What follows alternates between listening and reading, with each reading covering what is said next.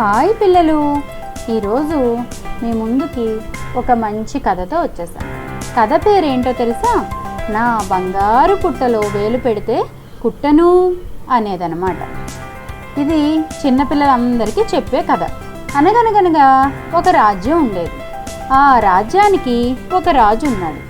ఆ రాజుకు 7 కొడుకులు ఉండేవారు. ఒకసారి రాజుగారి 7 కొడుకులు చేపల వేటకని బయలుదేరి వెళ్ళారు. 7 కొడుకులు కలిసి 7 చేపలు పట్టుకుని రాజభవనానికి తీసుకుని వచ్చారు. ఆ 7 చేపలను ఒక బండరాయి పైన ఆరబెట్టారు. అందులో అన్ని చేపలు ఎండినా ఒక పెద్దవాడి చేప మాత్రం ఎండలేదు.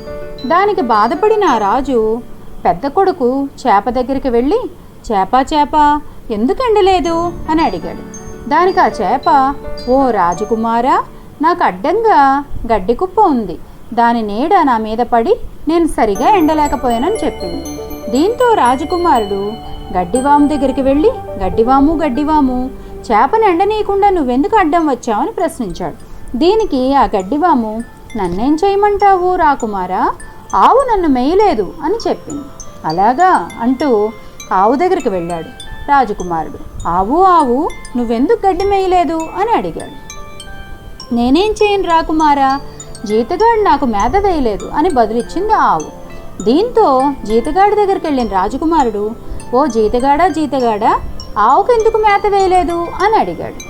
ఏం చెప్పను రాజకుమారా, అవ్వ నాకు బువ్వ పెట్టలేదు, చాలా ఆకలిగా ఉందని చెప్పాడు జీతగాడు. అవ్వా జీతగాడికి ఎందుకు బువ్వ పెట్టలేదు అని అడిగాడు రాకుమారుడు.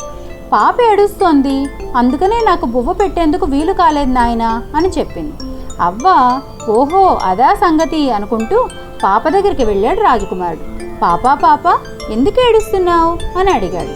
నన్ను చీమ కుట్టింది రాజకుమారా, అందుకే ఏడుస్తున్నాను అని చెప్పింది పాప. వెంటనే ఊరుకొని రాజకుమారుడు చీమ దగ్గరికి వెళ్ళాడు. ఓయ్ చీమ పాపనెందుకు కుట్టావు అని అడిగాడు. నా బంగారు పుట్టలో వేలు పెడితే నేను కుట్టనా అని బాడాయిగా బదులిచ్చింది చీమ. చూసారా ఫ్రెండ్స్, ఇది చిన్నప్పుడు కథ, చిన్నగా తమాషా అయిన కథ. సరేనా? రేపు మీ ముందుకి మరొక మంచి కథతో వస్తాను. ఈ కథ విని లైక్ చేయండి, షేర్ చేయండి, సబ్స్క్రైబ్ చేయండి, తప్పకుండా కామెంట్ చేయండి.